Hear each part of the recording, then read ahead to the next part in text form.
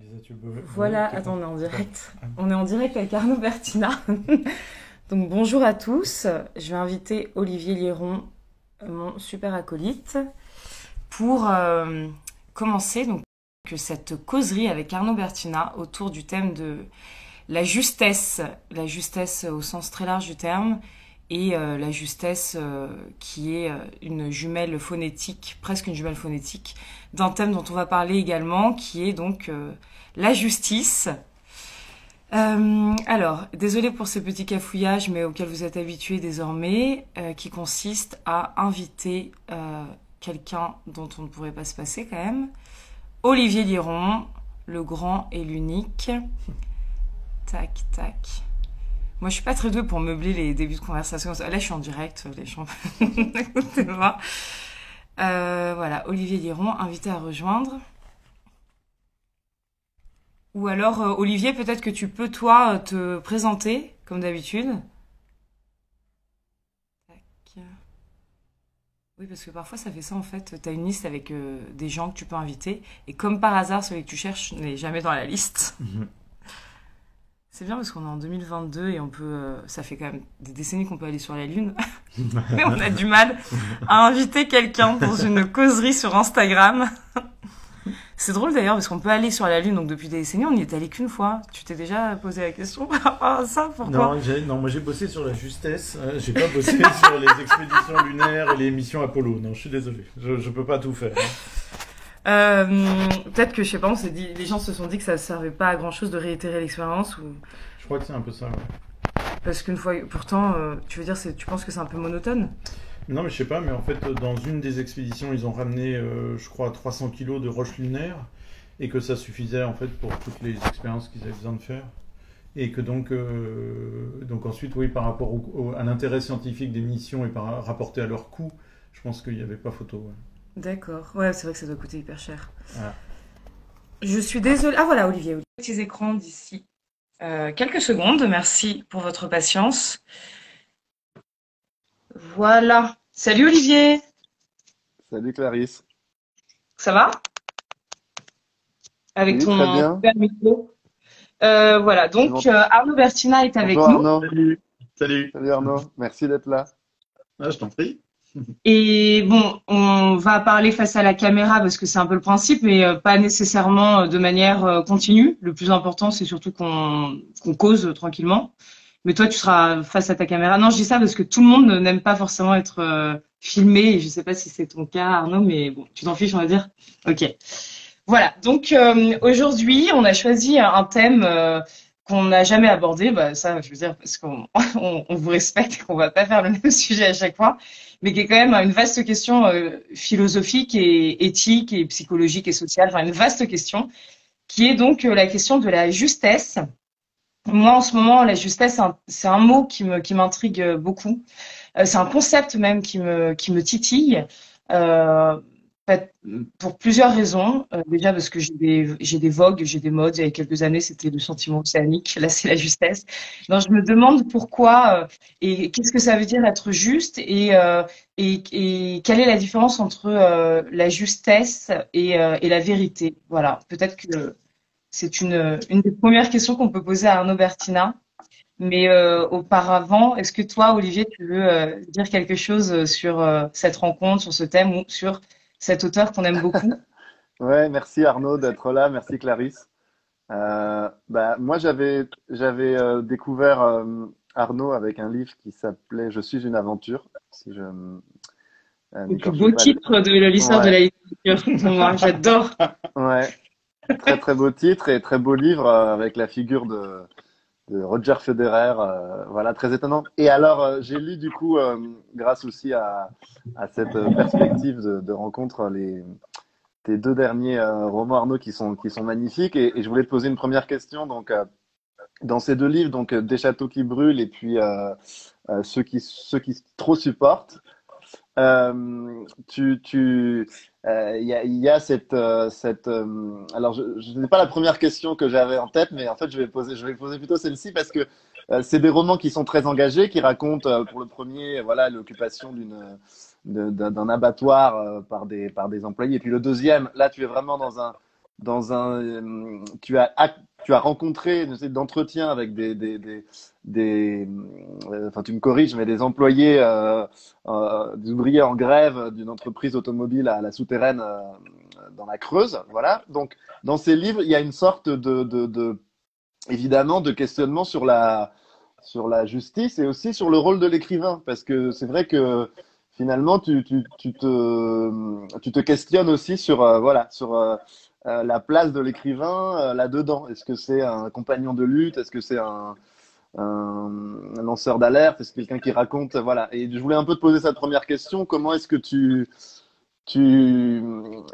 est-ce que voilà, tu pourrais définir une sorte de rôle ou quelle est pour toi la justesse et la justice dans l'écriture? Qu'est-ce que peut faire l'écrivain aujourd'hui dans ce monde un peu fou? Voilà, un peu la première entrée possible. Oui, merci.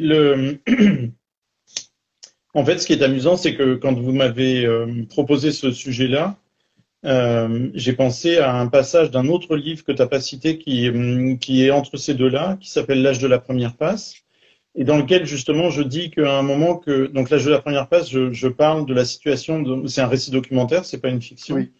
Et je parle de la situation de mineurs, des jeunes filles mineures qui se prostituent au Congo pour survivre, pour essayer de garder. Et à un moment, je dis que justement, je suis pas en mesure de leur rendre justice, mais qu'au moins je peux espérer capter une espèce de justesse dans la description que je vais faire de leur situation. Donc je fais cette espèce de jeu de mots dont tu parlais, Clarisse, entre justice et justesse. Pourquoi je le fais? Parce que justement, j'ai le sentiment que assez facilement dans la littérature française où la figure de l'auteur est une figure dans la culture française, qui a une importance qui est presque des fois une autorité, une autorité colossale, et presque une autorité des fois sacrée. Enfin, au 19e, ça a flirté avec ça, c'est-à-dire que tout d'un coup, le poète était un poète inspiré. Il répercutait une parole qui lui venait d'on ne sait où, de l'inspiration. Enfin, c'est des trucs assez étranges qui donnait comme ça cette espèce d'autorité et d'aura aux auteurs. Et c'est resté quand même. Et donc, il y a très facilement dans les débats littéraires, dans les réponses des auteurs ou dans ce que disent les journalistes sur les auteurs, on a très souvent ce cliché-là. Voilà, il a écrit pour rendre justice à sa mère, bafouée par la vie. Il a écrit pour rendre justice à tel groupe d'ouvriers, enfin, etc. Bon. En fait, c'est très compliqué parce que c'est beaucoup trop ambitieux. Parce qu'en fait, des fois, certains livres effectivement permettent de rendre justice. C'est-à-dire, par exemple, certains livres obligent la justice à rouvrir des enquêtes, ou alors réhabilitent des gens qui ont été maltraités par les historiens. Et puis tout d'un coup, on se rend compte que non, c'était des vraies figures. Donc là, effectivement, on peut dire un petit peu qu'une certaine justice a été rétablie. Mais la plupart du temps, en fait, on ne peut pas dire ça. Moi, par exemple, pour le Congo, je pouvais pas dire ça. Ça aurait été bien trop narcissique. Pourquoi? Parce que j'écris ce livre sur ces filles au Congo et concrètement, mon livre ne change évidemment absolument rien à la réalité de ces filles-là, quoi. Ma présence sur place, je peux espérer, dans le travail que j'ai fait avec elles, je peux espérer que ça a déplacé des petits trucs. C'est-à-dire qu'elles voyaient quelqu'un qui venait régulièrement pendant 4 ans, qui passait toutes ses journées avec elles, qui donc les respectait. Il y avait une espèce de confiance dans mon regard qui se mettait en place au fil du temps. Donc, elle pouvait se dire, tiens, alors que le reste du temps, je suis très maltraitée par les gens que je rencontre, notamment par les hommes dans les bordels, etc. Là, il y a à nouveau un homme qui me regarde de manière correcte, qui ne me juge pas, qui ne me condamne pas, etc., etc. Donc, ma présence sur place pouvait peut-être les aider à se sentir un peu mieux, à se sentir moins maltraité, moins bon. En revanche, l'existence du livre, non. Donc, c'est à l'écrivain lui-même de dégonfler les clichés qui peuvent circuler autour de l'écriture, et notamment, voilà, celui-là. Donc, alors. Et justement, excuse-moi de t'interrompre. Attends, je me filme juste pour poser cette question. Là, Arnaud vient de parler de ce qu'on pourrait considérer comme les outils pour être dans la justesse et la justice. C'est-à-dire que toi, concrètement, ton intervention ton intervention littéraire va pas forcément modifier la réalité des personnes que tu suis, auxquelles tu t'intéresses. Mais par contre, les outils que tu vas employer, qui sont l'écoute, l'empathie, la mise en retrait, pour finalement leur prêter, co-créer une langue, ce que tu as très bien fait dans ce livre, c'est vraiment magnifique. Est-ce que justement les outils sont pas au même titre que les ouvriers dont tu parles, est-ce que les outils sont pas plus importants encore que toutes les causes que la justice restitue ou à laquelle la justice rend hommage? Et quels sont pour toi ces outils les plus importants? Si je comprends bien ta question, effectivement, on peut, non, mais parce elle est ambitieuse ta question, mais là, en fait, en disant ce que je viens de dire, c'était plutôt dégonfler une sorte de cliché qui colle à l'écriture et spécifiquement, je pense, à l'écriture en France. Alors si on parle d'outils ensuite, c'est-à-dire concrètement dans un texte, comment ça peut se bricoler ça? Pour en passer de la déclaration d'intention, c'est-à-dire le vouloir être juste, et comment ça se joue ensuite dans l'écriture. Ben, j'ai deux exemples pour ça qui sont des exemples qui m'ont vraiment beaucoup marqué. Je vais donner les deux dans l'ordre chronologique. Un jour, j'ai fait un livre qui s'appelle La borne SOS 77 avec un ami photographe. Et cet ami avait rencontré un SDF qui s'était installé, qui avait installé son campement au bord du périphérique parisien, vraiment en descendant entre deux voies d'accès. Il y avait une espèce de petite bande de béton porte-maillot.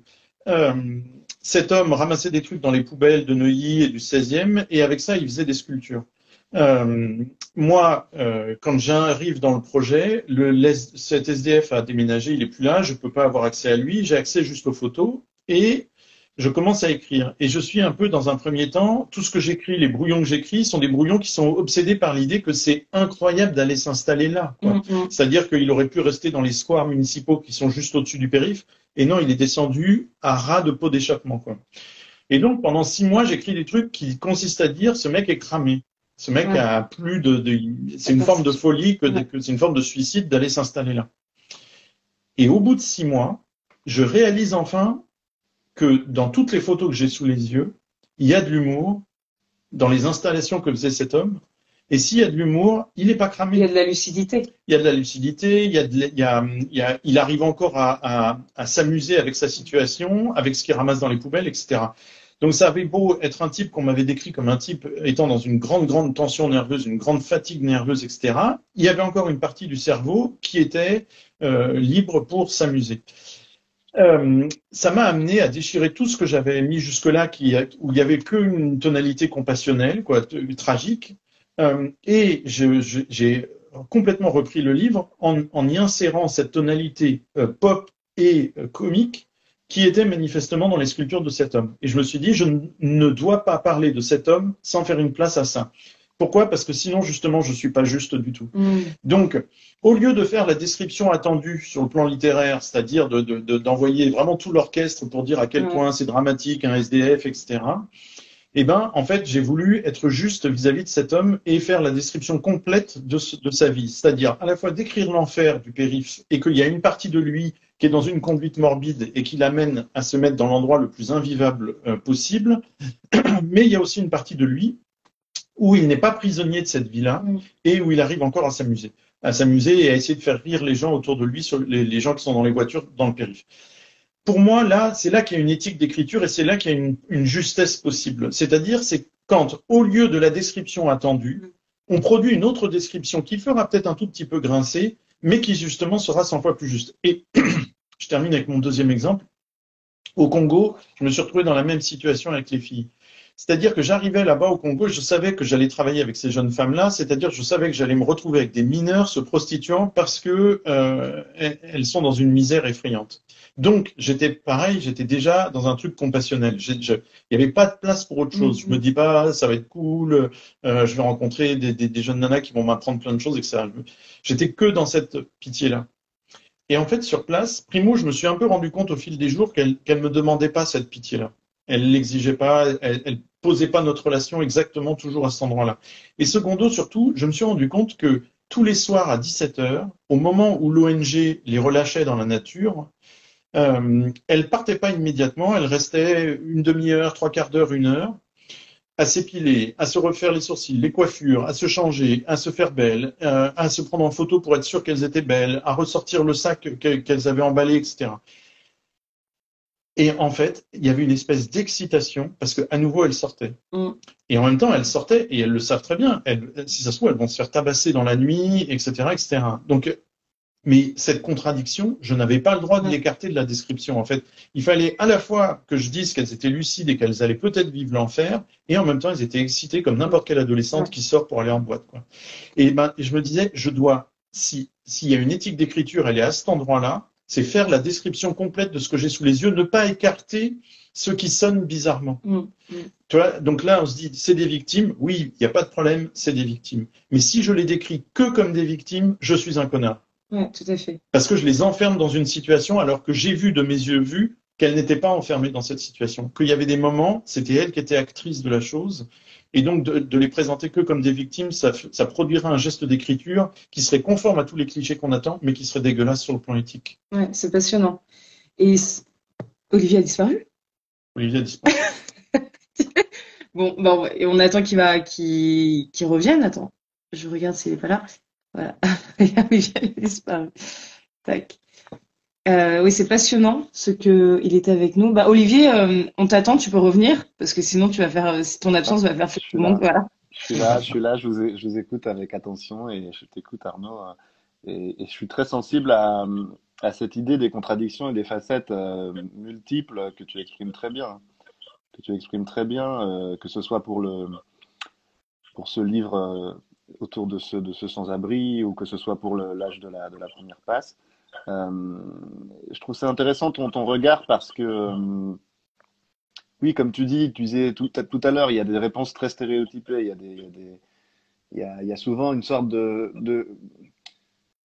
on considère, mais sans jamais le questionner, que oui, l'écrivain est nécessairement engagé par le fait qu'il écrive, mais sans vraiment questionner le contenu et les modalités de cet engagement et comment est-ce que on me pose souvent cette question dans les salons littéraires. Et avec sincérité, hein, on me dit alors, vous pensez que votre livre va changer le monde? J'espère, oui, j'espère, mais c'est pas T'as pas l'air d'y croire beaucoup. C'est pas, je pense que c'est la grande question qu'on me pose aujourd'hui, mais oui, je pense que ça peut contribuer à changer des regards, des représentations, bien sûr, mais en tout cas, c'est quelque chose qu'on donne pour acquis sans jamais vraiment le questionner. Et donc, ta réponse est très, très en accord aussi avec tes livres et ton processus d'écriture. Il y a des réponses un peu souvent qui sont prêtes à porter, quoi. Il y a l'idée que l'écrivain. Alors, il y a toujours une citation qui va avec. Il y a l'écrivain qui est le lanceur d'alerte. Il y a l'écrivain qui est un peu comme. J'aime beaucoup d'ailleurs cette citation, mais qui est une citation de Faulkner qui dit j'écris. Non pas pour modifier l'obscurité que nous traversons, mais pour éclairer l'épaisseur de l'ombre et ça va nous permettre de mieux voir. Mais toutes ces choses-là, on ne les questionne pas vraiment, je trouve, de manière concrète. Et pourtant, je pense que l'écrivain peut être un compagnon de combat pour pas mal de choses, mais peut-être pas selon la même modalité que le militant, peut-être selon d'autres modalités. En tout cas, il y a une performativité de l'écriture. Mais je ne pourrais pas la situer avec certitude. J'en fais un peu l'hypothèse, quoi, mais je ne sais pas où elle est exactement. Et tu dis à un moment, juste pour te lancer sur moi aussi un autre livre, tu parles beaucoup de l'avant-avant-dernier, mais dans un livre plus récent qui est, que j'aimerais bien aussi te questionner là-dessus, qui est, du coup,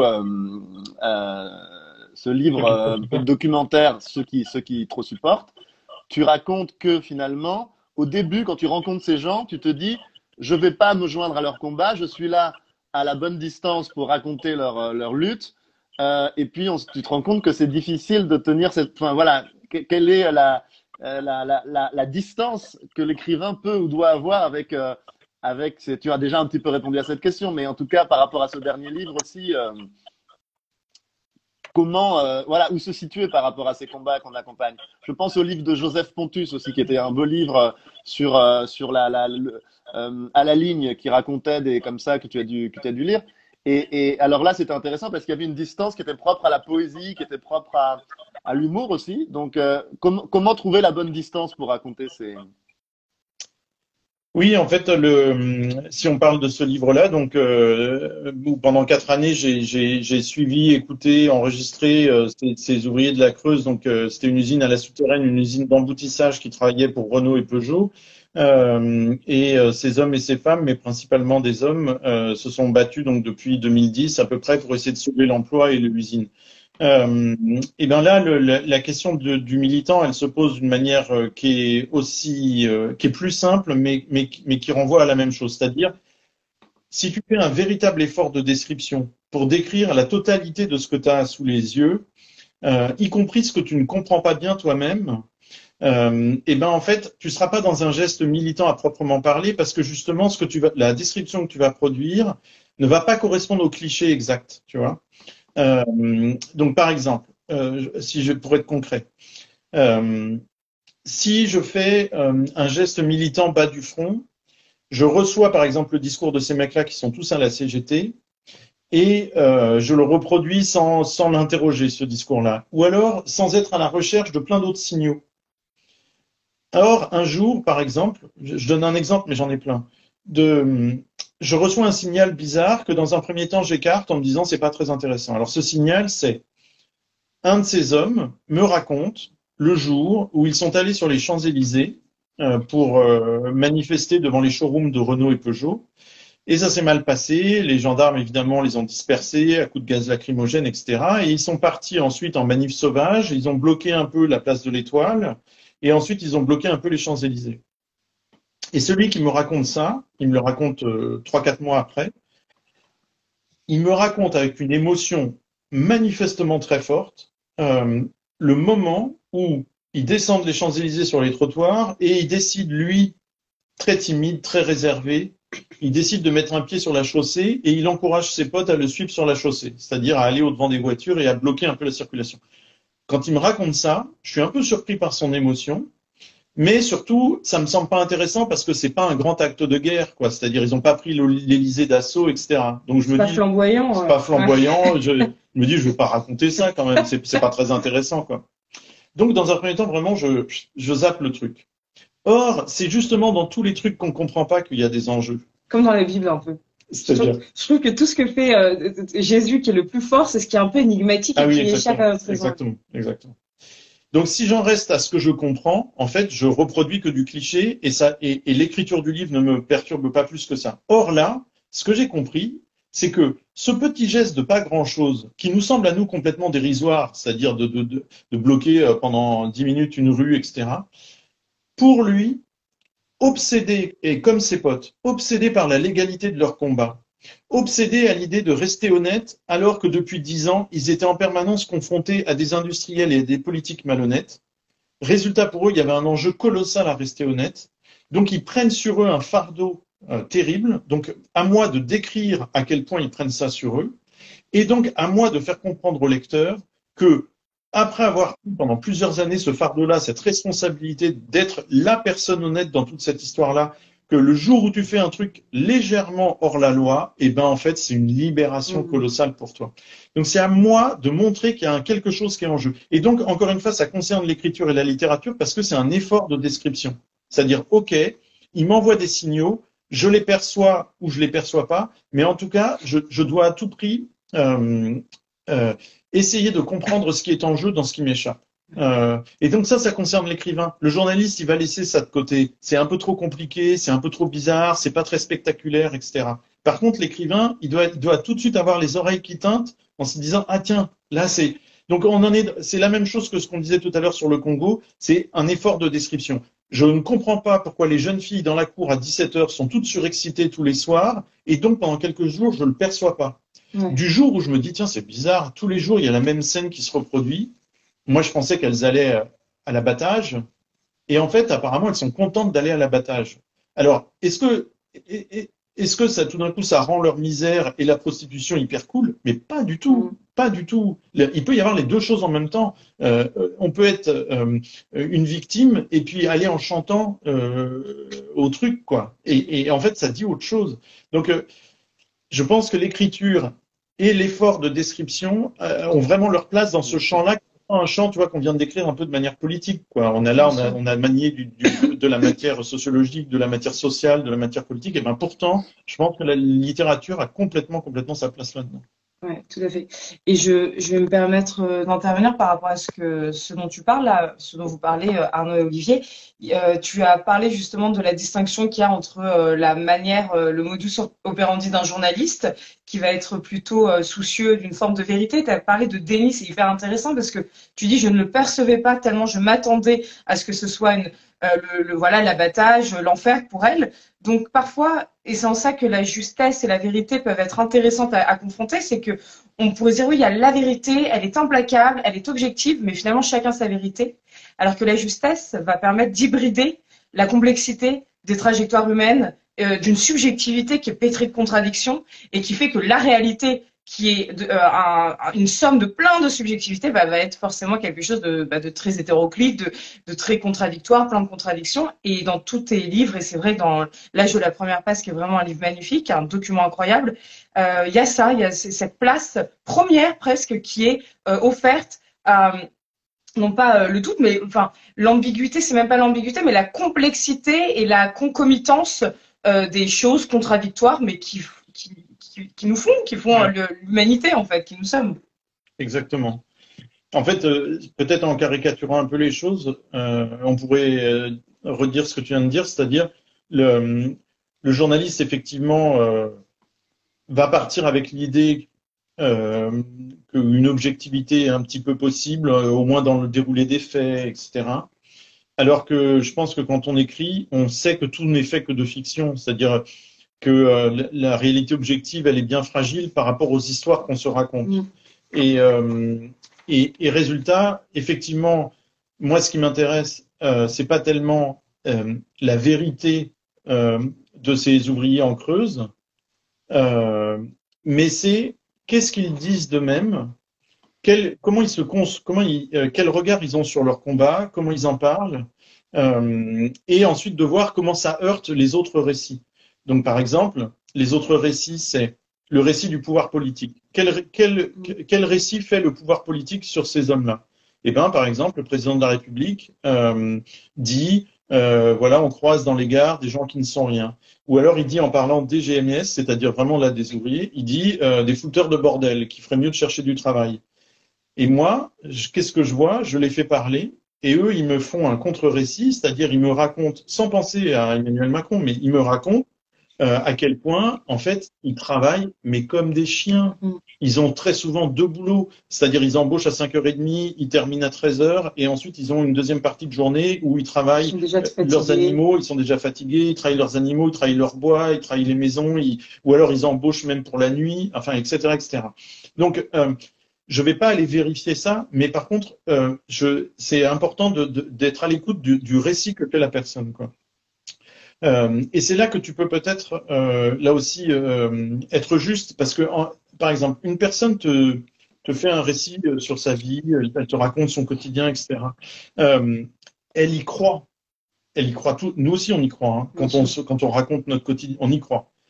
Si tout d'un coup, tu as quelqu'un qui vient te dire « Ah, mais attends, t'es pas si malheureuse que ça, ou t'es pas si malheureux que ça va, t'as un peu de confort, ça va, t'as un problème de riche, etc. » Mais en fait, c'est débile comme répartie, parce qu'en fait, la personne est quand même en souffrance. Donc, c'est peut-être un problème de riche, mais si elle est en souffrance, elle est en souffrance. Donc, en fait, on est obligé d'écouter le discours des uns et des autres. Tant qu'il y a de la souffrance, il y a un discours, oui, il y a un récit qui est vrai. Et ça sert à rien de chercher à le ramener une espèce d'objectivité. La personne, elle souffre. Donc là encore, il y a un travail vraiment de description à faire, qui est à la fois un travail empathique, c'est-à-dire j'écoute la personne, je la juge pas. On dit beaucoup ça, hein, que la littérature c'est suspendre le jugement, quoi. C'est-à-dire c'est d'être dans une écoute un petit peu plus fine, quoi. Et ben justement c'est là, c'est prendre au sérieux la fiction que chacun se raconte sur soi-même, quoi. Faire preuve un peu d'humanité à cet endroit-là. C'est-à-dire oui, je vais pas te juger, oui, je vais pas rapporter ça à des faits, etc.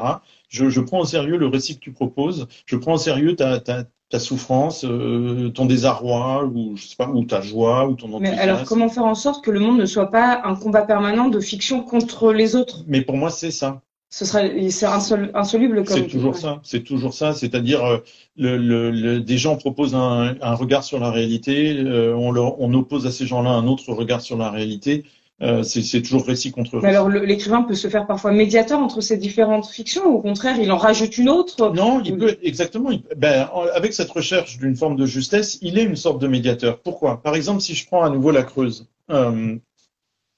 si je répercute uniquement leur discours à eux, qui est un discours hyper honnête, mais qui est un discours un petit peu militant de leur propre cause, je fais qu'à moitié le boulot. Si en revanche je répercute et je décris bien l'honnêteté qu'il y a dans leur combat, mais que je dis aussi des espèces d'à côté ou des interprétations qui sont les miennes, etc., et qui sont pas obligatoirement ce qu'eux auraient voulu dire. Par exemple, je décris dans le bouquin un petit peu comment la CGT les a pas si bien soutenus que ça, alors qu'ils étaient tous de la CGT. Bon, ben, je donne des exemples, etc. Eux, c'est pas, ça leur va pas parce que ils ont une autre boussole dans leur combat, c'est de rester loyal. Donc, quand je révèle des petits trucs, ça les titille. Mais en fait, j'ai l'impression, en faisant ça, d'être encore mieux à leur service. C'est-à-dire de dire, regardez, ça, ils auraient voulu le taire, et c'est tout à leur honneur d'avoir voulu taire ça, de vouloir rester loyal, même avec des gens qui les ont pas beaucoup respectés, par exemple. Donc c'est pour ça le geste sera encore plus fort si on fait cet effort de description. Même si ça doit faire à certains moments un tout petit peu grincer, même si ça ne correspond pas au clip. Par exemple, je pensais pour l'âge de la première passe, je pensais que peut-être des militantes féministes pouvaient me reprocher d'avoir fait ce chapitre où je décris les filles heureuses, fébriles, surexcitées, etc. Ça s'est pas prouvé, mais j'étais vraiment très tranquille pour répondre à cette critique-là. Plus tu fais une description complexe de la réalité, plus tu es tranquille. Et honnête, comme tu dis, puisqu'il ne peut pas y avoir de... Olivier, tu veux dire quelque chose? Non, je trouve ça vraiment un sujet passionnant. D'ailleurs, on a des retours, Stéphanie qui nous dit ça aussi. C'est passionnant, et puis de t'écouter, c'est une question concomitante à celle que tu viens de poser, Arnaud. Moi, je suis convaincu évidemment aussi qu'il y a une sorte on est encore plus au service de quelqu'un ou d'une cause en mettant en lumière toute la complexité, toute la multiplicité des facettes, ce que ne peut pas nécessairement ou n'a pas forcément pour fonction le discours militant ou même journalistique. Et il y a quelque chose de très très beau, moi ça m'a frappé notamment dans ton dernier livre. Et donc la question aussi qui vient avec, c'est celle de la langue. Dans les toutes premières pages de ton livre, tu décortiques un petit peu le langage. Tu as toute une interrogation métalinguistique, donc sur le langage lui-même, à partir des noms de lieux très très proustiens, les toponymes, comment est-ce que, par exemple, Guéret dans la Creuse, le Guéret c'est une formation végétale, ainsi de suite.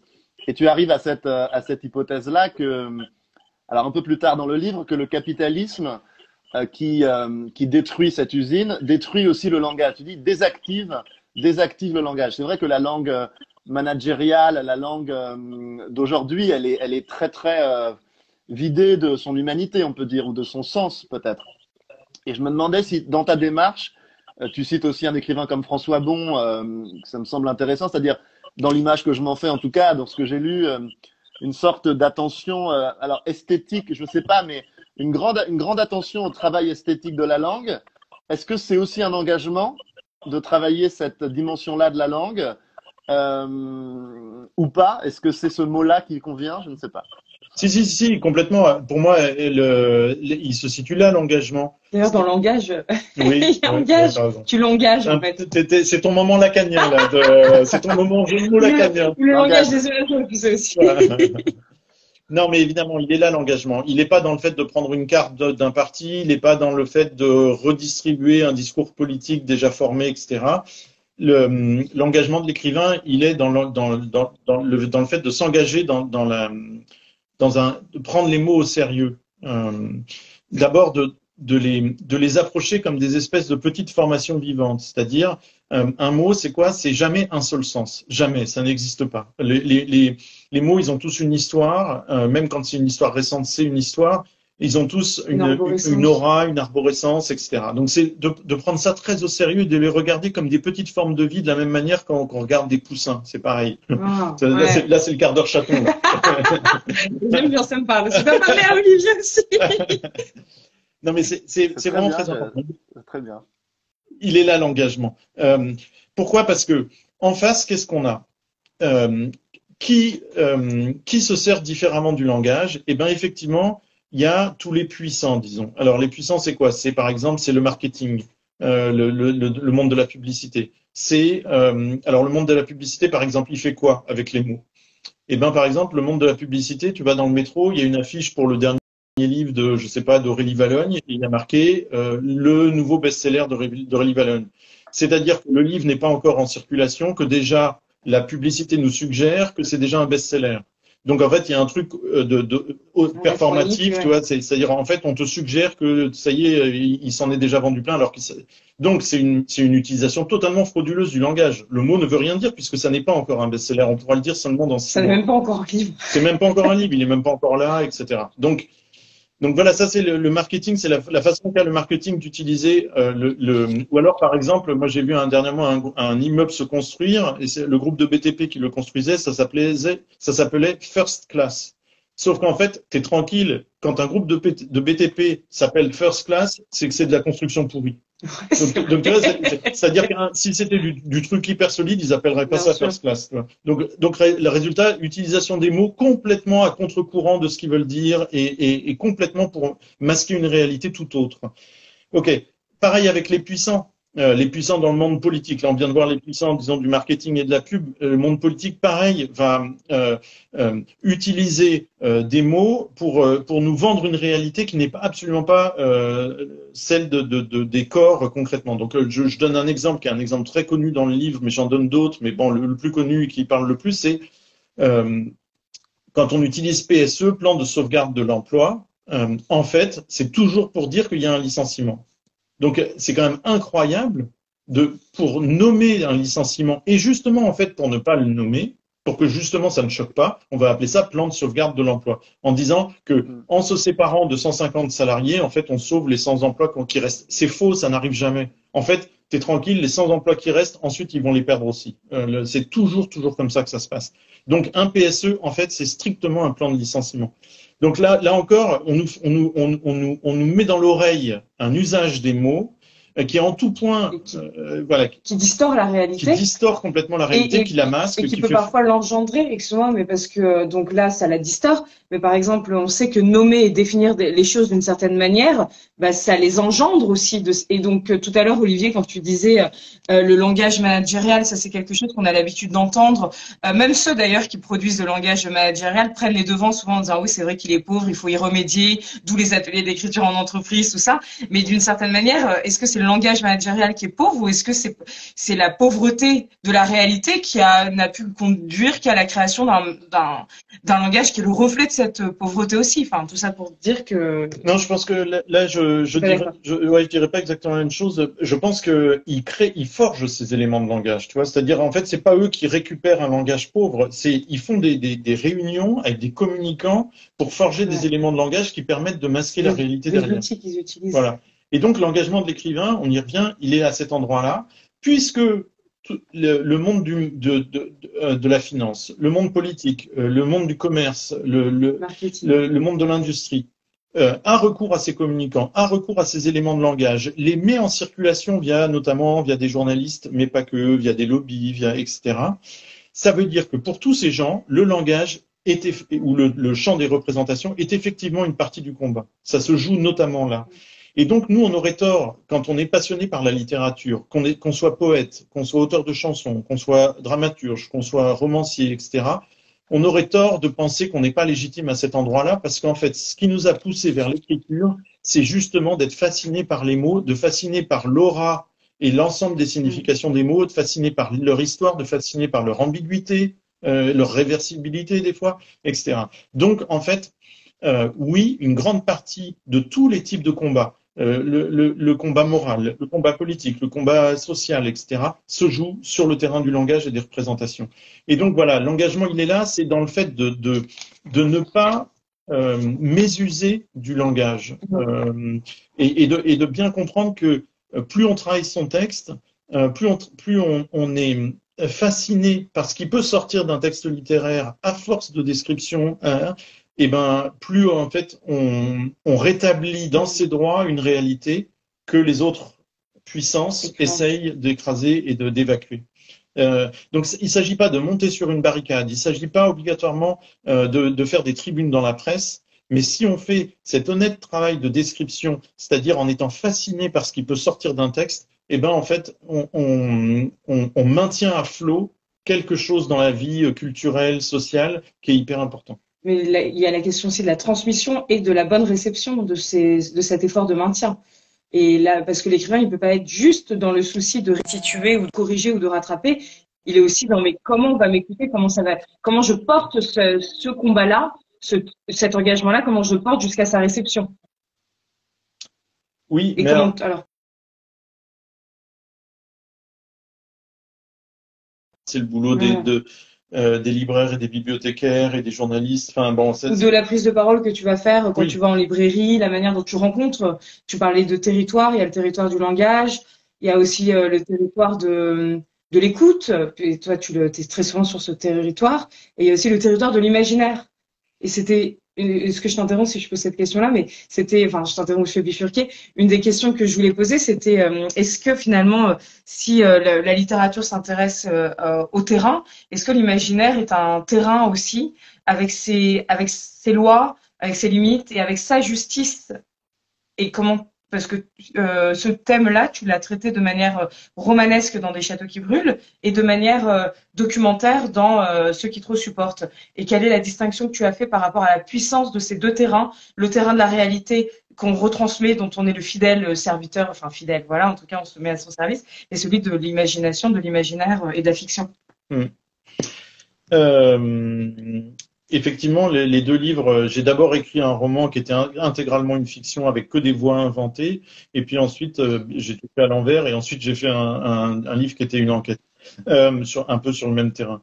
Et ben tu sais, j'ai presque envie de dire que entre ces deux bouquins-là, le moment le plus politique, et ben c'est bizarrement le dernier tiers de Des châteaux qui brûlent, donc le roman.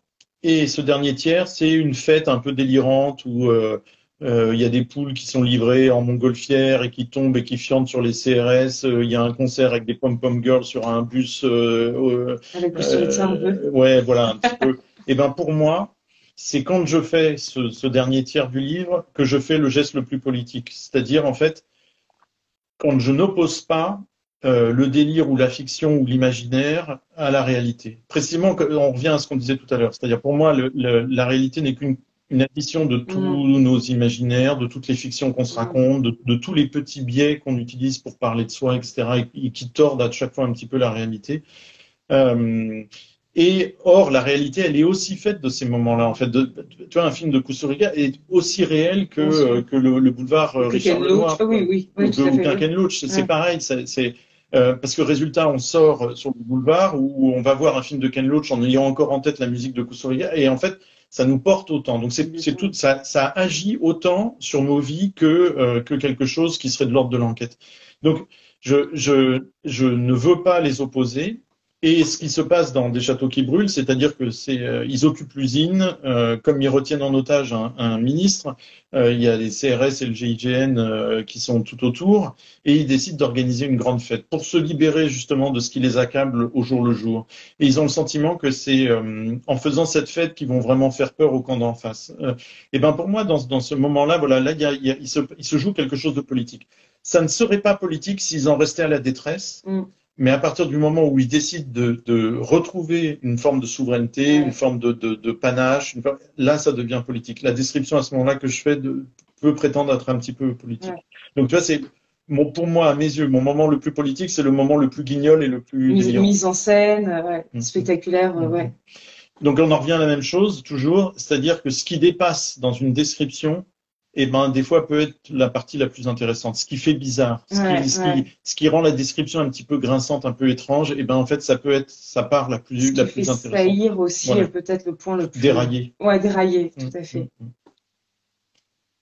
Oui, bah, tu as anticipé, Clarisse, la question que je voulais poser à Arnaud, qui était dans ce sens-là, et c'était intéressant d'écouter ta réponse. Vous m'entendez là, ça va? Ouais, on t'entend. Ouais, sur cette opposition non-fiction, fiction, qu'on fait un peu parfois, qui est sans doute une opposition opérante, mais qui est très théorique quand même. C'est vrai, quand on est soi-même écrivain, on est toujours un peu à la frontière de du documentaire et de la fiction. Enfin voilà. Et je trouve intéressant que toi, dans les deux cas, tu effectivement y mettes la même.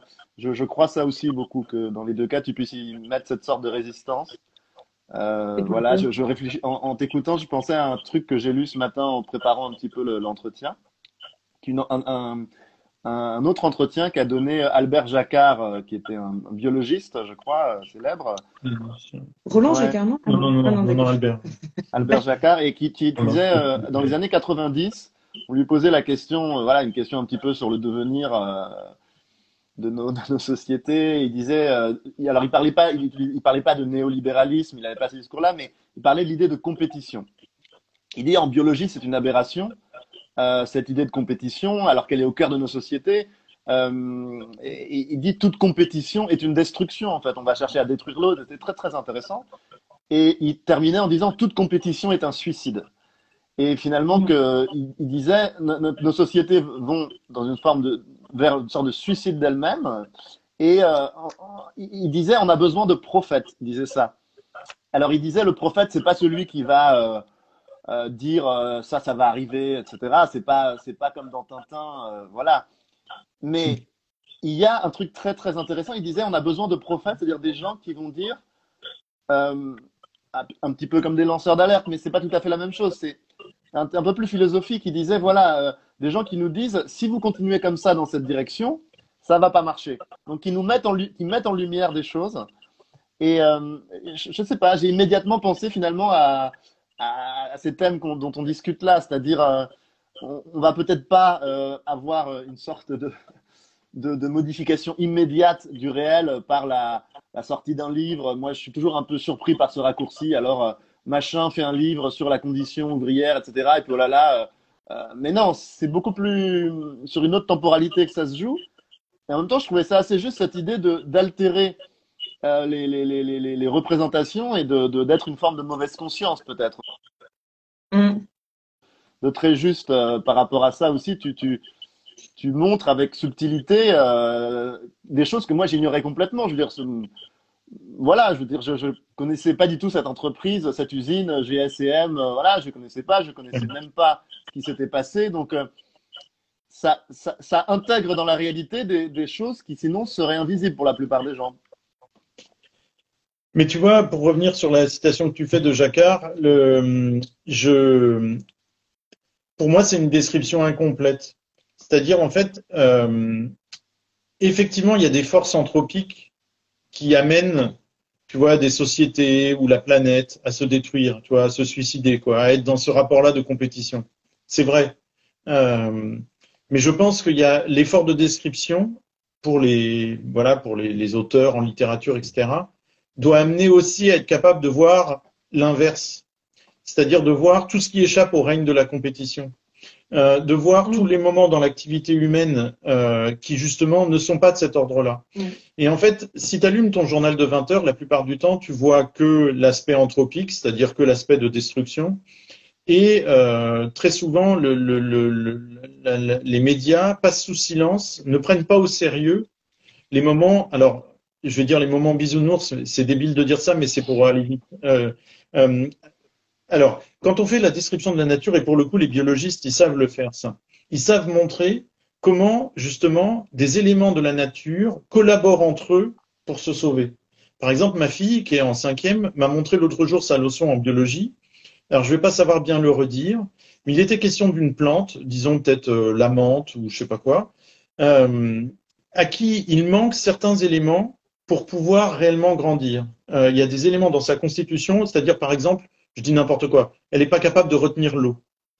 Eh bien, en fait, il y a des bactéries qui se fixent sur ses racines, qui, elles, fixent l'eau, et qui, en étant sur les racines, peuvent vivre, parce qu'elles prennent autre chose à la plante, mais elles lui apportent de l'eau en échange. Tout ce que je viens de dire est faux, mais le raisonnement était celui-là.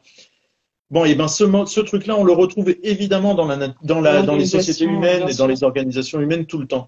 Si bien que je pense que quand on fait une description alarmiste du monde, c'est une description incomplète. De la même manière que quand on en fait évidemment une description de bisounours, c'est aussi une description incomplète. En fait, il faudrait toujours, dans n'importe quelle œuvre, pour le coup littéraire, toujours avoir une forme de strabisme très puissant qui nous amène à voir les deux et à décrire les deux au même moment, quoi. Oui, et tu dis les deux, mais le strabisme très puissant, ça fait que 180 degrés. Et comment avoir les 360 degrés qui font que c'est même pas les deux, on n'est même plus dans la dualité. Et le dualisme, il y a les méchants et la compétition, il y a les bons qui s'entraident. Et j'ai bien aimé aussi l'image de la bactérie, parce que finalement, en ce moment, il y a une réhabilitation des bactéries. Je suis très contente pour elles, parce qu'on en a quand même des milliards, alors autant les aimer et autant les trouver utiles.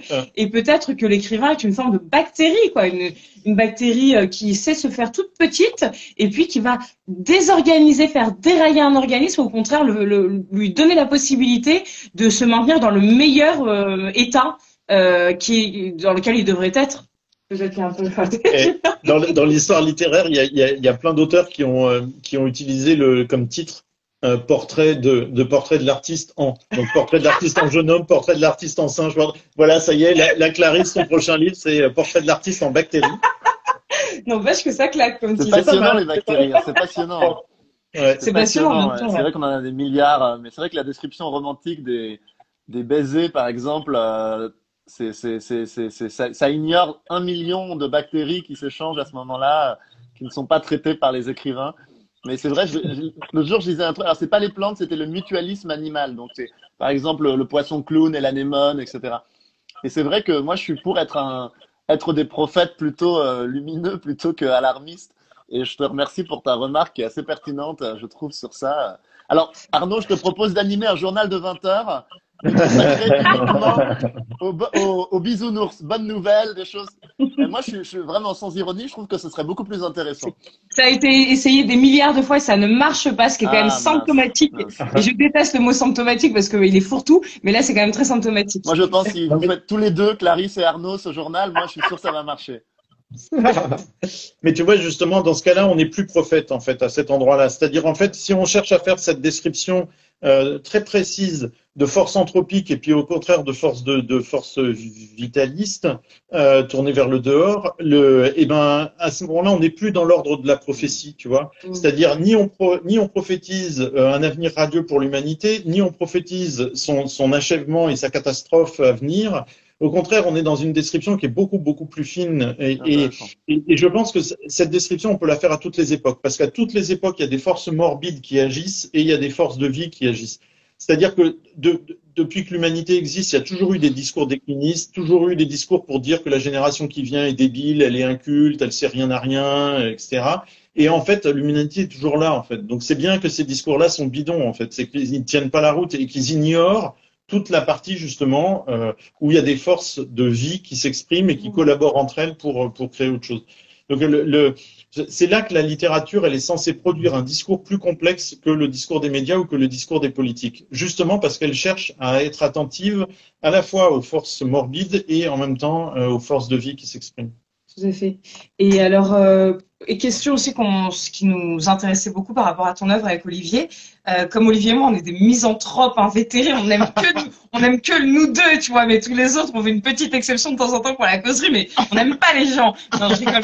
L'idée du collectif, dans Des châteaux qui brûlent et dans ceux qui te supportent, tu fais une sorte, pas d'ode, parce que c'est plus complexe justement, mais en tout cas, tu mets en valeur, en exergue vraiment le phénomène de l'intelligence collective, le phénomène aussi de la joie collective, et tu parles de cette intelligence, de cette émulation, de cette joie qu'il y a, et comme si une intelligence individuelle, elle est sans doute très bien, elle peut être salutaire, mais il n'y a rien de tel que la mise en puissance des intelligences de chacun pour justement faire avancer les choses ou pour accéder à une encore plus forte intelligence.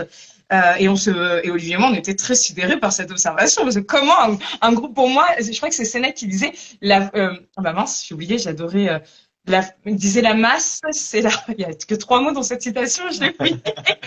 Mais en gros, la masse, c'est, dès qu'il y a plusieurs individus, c'est forcément Le début de la bêtise. Oui, voilà, c'est très cliché cette idée. Mais j'aime bien justement l'idée que tu viens un petit peu nous comprendre à contre-courant de. Je rigole, Olivier, bien sûr. Oui, C'est oui, pas bien du tout sûr, mais contre moi. à combien on est un collectif? Je ne sais pas, peut-être qu'à deux déjà. C'est Oui, ah oui. Garcia Marquez disait qu'il pouvait pas avoir plus de quatre personnes, ça l'insupportait. Donc, c'est vrai que les écrivains ont souvent cette image-là, en tout cas un peu cliché des fois de misanthropie. Et c'est intéressant que justement on se Bien pose sûr la que c'est un question du cliché. collectif. Oui, non, en fait, on se méfie tellement des foules et des collectifs que moi, je me dis, on manque une partie de la réalité parce que justement, j'ai trop vu dans mes expériences, j'ai trop vu des choses assez époustouflantes sortir des expériences collectives. Et pour le coup, notamment dans le cadre du combat social, c'est-à-dire que, ben, je vais donner un exemple qui est tiré de l'actualité. Les Gilets jaunes. Le tout début des Gilets jaunes, tout début, les 2 premières semaines, c'est quoi? C'est des gens qui sortent de chez eux, qui s'installent autour de ronds-points, etc., et qui gueulent contre l'augmentation du prix de l'essence. Donc, il y a des micro-trottoirs réalisés par des journalistes, et les micros se tendent, et ce que disent les premiers Gilets jaunes, c'est le coût de l'essence, c'est inadmissible. On est étranglé par la cherté de la vie.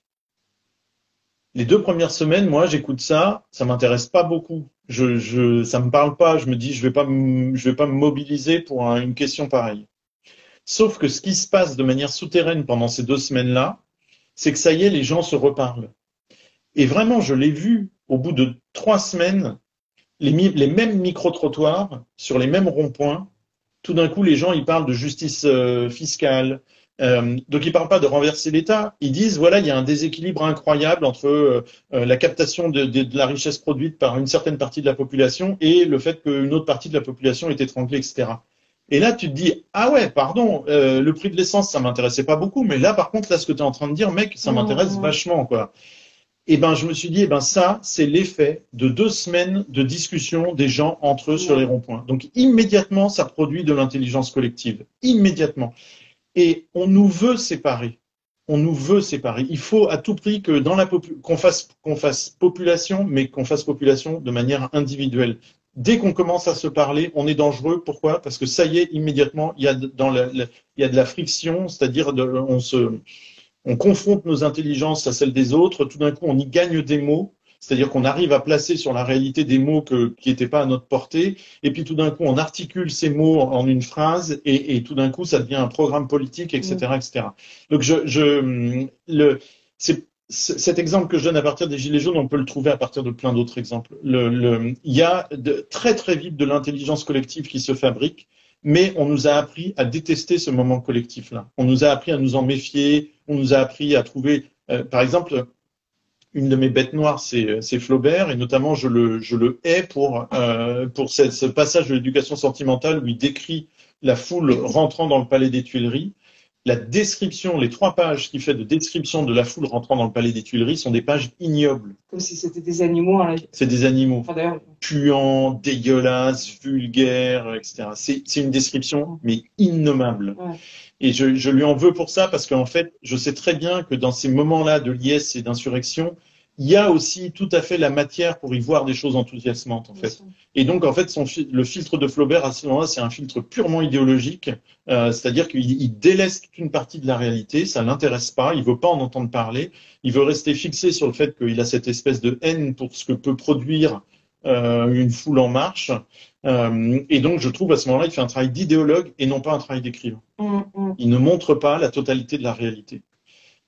Si tu vas si tu allais voir les Gilets jaunes, si tu passais une soirée dans le cadre d'un petit meeting comme ça sur un rond-point, tu pouvais voir des choses ridicules, tu pouvais entendre des propos grotesques, tu pouvais entendre des propos que tu n'avais pas du tout envie de cautionner, et tu pouvais aussi voir dans l'émanation complète de la chose quelque chose de magnifique, une attention aux autres, le fait de prendre soin les uns des autres, le fait de reprendre du plaisir à partager une gamelle tous ensemble, etc.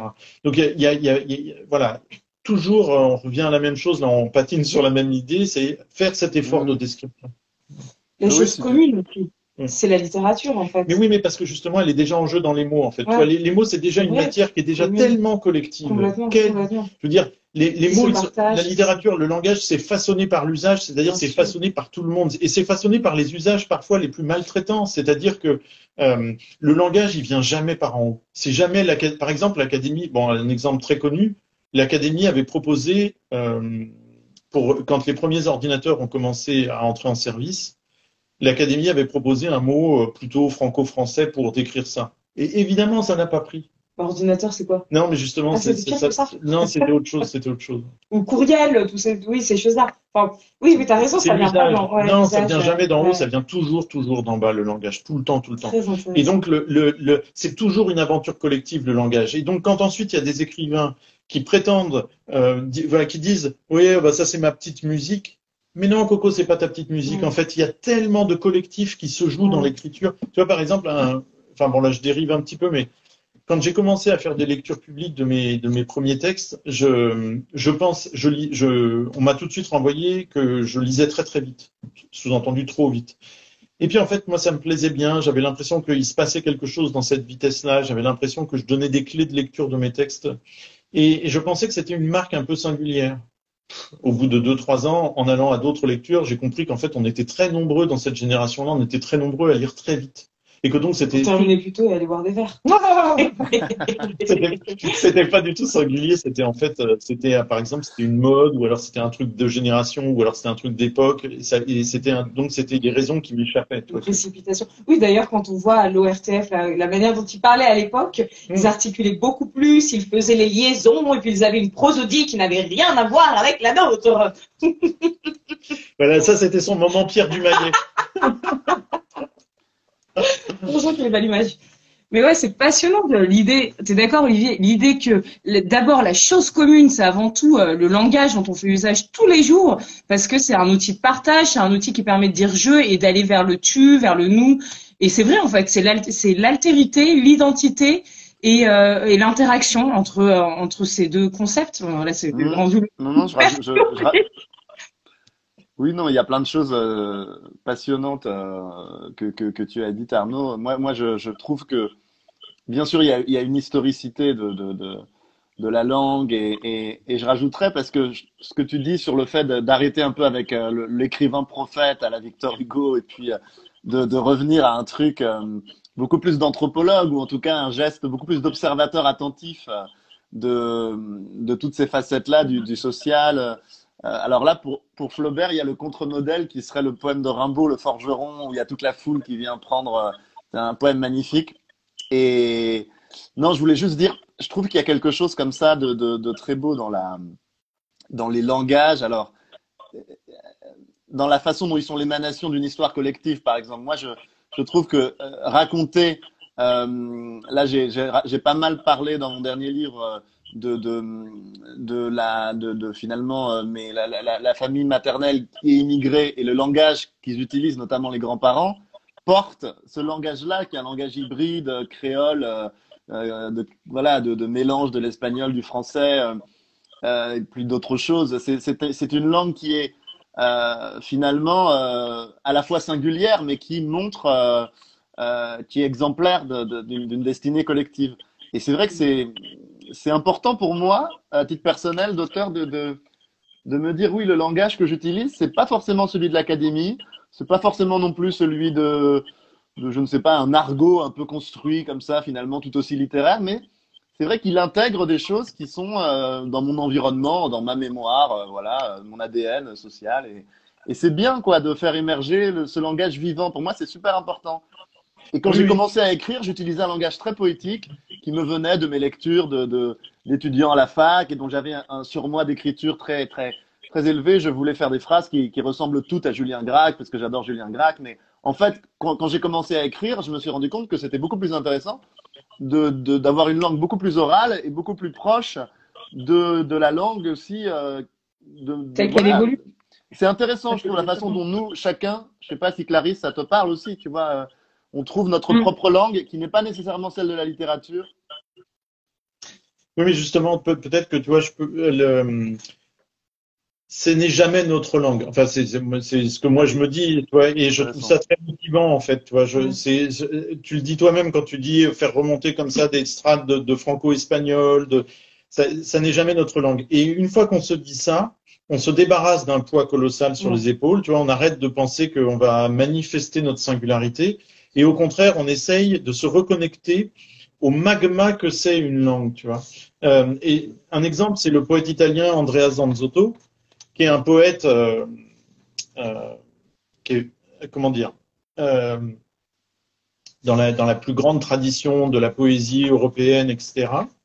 Et ben Zanzotto, c'est l'italien du XXe siècle, mais c'est aussi le frioulan parce que il est ou le vénitien, je sais plus, mais parce il vivait dans cette zone-là à 80 km, je crois, au nord de Venise. C'est aussi tous les langages de l'enfance, etc. Et en fait, ces poésies sont constituées de ces strates-là de langue, tu vois. Le résultat, je pense que à aucun moment, tu vois, il aurait dit, tiens, mes poèmes sont l'expression de ma singularité. Au contraire, c'était plutôt d'essayer de se reconnecter à tout ce que ça a de vivant une langue, tu vois, à tous ces horizons-là, à une tonalité tragique, et puis hop, dans un vers, parce que tu glisses un autre mot, et ben hop, il y a un soupçon d'humour alors qu'on était dans un bain tragique, etc. Et je crois que dans les ateliers d'écriture, mais ça, vous êtes évidemment bien placé pour me contredire, ou ce travail-là, faire remonter ça à la surface d'un texte, le débrailler un petit peu le texte qui est trop tenu, des fois, et ben c'est un super exercice. D'ailleurs, on va proposer avec Olivier des ateliers d'écriture automatique. Là, je t'ai pas encore prévenu, Olivier, mais je me suis dit, mais bien sûr, en fait, mais dans cette perspective-là, en fait, justement, parce que exactement ce que tu dis, c'est dans le côté, moi, je pensais que c'était un peu cliché, ce côté écriture automatique, alors qu'en réalité, c'est là qu'adviennent toutes les choses, voilà, les scories, comme on dit, mais aussi les élans les plus enfantins, les plus archaïques, mais aussi qui on est là maintenant et qu'on sera plus dans quelques secondes, et toute cette espèce de fatras, de bordel qui est en nous, a une manière d'être, peut sortir et et se constituer son propre écrin. Parce que c'est ça, en fait. Je pense que la littérature et l'écriture, c'est un bordel permanent, mais auquel on confère un écrin éphémère. Je trouve ça assez joli ce que je viens de dire, non? En fait, Clarisse, on n'a jamais le temps de lui faire des compliments, elle se les adresse déjà elle-même. On arrive à la fin de la causerie. Mais juste, il y a une phrase, mince, Olivier est encore parti. Peut-être qu'il va faire la demande d'invitation, on l'acceptera pas, hein, parce qu'il a trop parlé. Mais il y a une phrase que tu dis sur l'écriture, Arnaud, et que je trouve très belle et qui illustre un peu tout ce que tu as dit, tout ce dont on a parlé. C'est que finalement, donc tu t'avais dit que c'était écrire, c'est s'avancer dans les zones d'ombre, et donc c'est très jungien de dire ça, mais je trouve ça tellement vrai. On pourrait dire que vivre aussi, c'est s'avancer. Bien vivre, c'est s'avancer dans les zones d'ombre. Et tu dis aussi l'écriture, c'est remettre les choses en mouvement. Et là, tout ce dont on a parlé, Olivier, vient aussi de parler de l'écriture comme aussi une forme d'exil, enfin comme si le langage était en exil permanent. Et ça m'a fait penser à cette très belle phrase que mettre les choses en mouvement. C'est assez énigmatique le mouvement, mais c'est rassurant, même si on ne sait pas où ça va. Je ne sais pas ce que tu en penses pour conclure. Oui, mais mettre en mouvement, ça veut dire en fait que des fois il y a des représentations qui sont figées. Donc, par exemple, parce que je sais pas moi, parce que tu habites à tel endroit, et ben tu corresponds obligatoirement à tel sociotype, etc. Et en fait, ces représentations figées qui sont le commun de la vie en société, et ben s'il y a un temps pour l'écriture, c'est justement pour les remettre en mouvement, c'est-à-dire pour casser cette espèce de gang et montrer que oui, tout en habitant dans tel quartier, en fait la personne elle peut excéder le quartier par plein de manières. Donc la littérature est là justement pour remettre du mouvement dans les identités qui sont trop fermées. J'ai cette blague des fois que je fais quand on dit t'es écrivain alors tu aimes les mots. Mais non, j'aime pas les mots, j'aime les phrases. Les mots tout seuls, c'est des étiquettes mortes qui sont justement un peu des sortes de trucs gelés, quoi. Hein? C'était censé être une blague. De quoi? T'as dit j'ai une blague que je fais tout le temps. Non, oui, non, parce que j'ai pas donné toute la blague. Oui. Non, et la littérature est là pour remettre du jeu à l'intérieur de tout ça. C'est-à-dire les éléments de la phrase, il y a toujours du vide entre, et ça fait du bien, ça fait un bien fou qu'il y ait du vide. Donc Et ben voilà, sur cette notion de jeu, J-E-U, et ouais, même peut-être J-E, hein, puisque Merci beaucoup. En tout cas, Arnaud, c'était vraiment passionnant cette conversation, cette causerie. Merci à vous. Et à bientôt tout le monde. Voilà, je ne sais jamais trop comment dire au revoir, donc je vais vite conclure.